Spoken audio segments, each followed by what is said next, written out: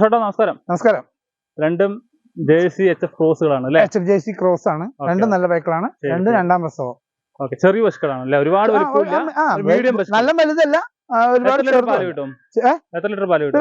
രണ്ടു നേരം കൂടെ ഒരു 17-18 ലിറ്റർ 17-18 ലിറ്റർ പാല് കിട്ടും. ശരി, ഒന്ന് അങ്ങോട്ടേക്ക് നടത്തിക്കാൻ പറ്റുമോ? ഓ തീർച്ചയായിട്ടും. ഒക്കെ നല്ല ഉഷാറുള്ള പശുക്കളാണ് അല്ലേ? ഓ ഒക്കെ നമുക്കൊരു 10-20 ലിറ്ററിന്റെ അടുത്ത് പാല് കിട്ടില്ല? പാല് കിട്ടും. ഞമ്മ എന്തായാലും ഒരു 2 ലിറ്റർ കമ്മിയെ പറയുള്ളൂ.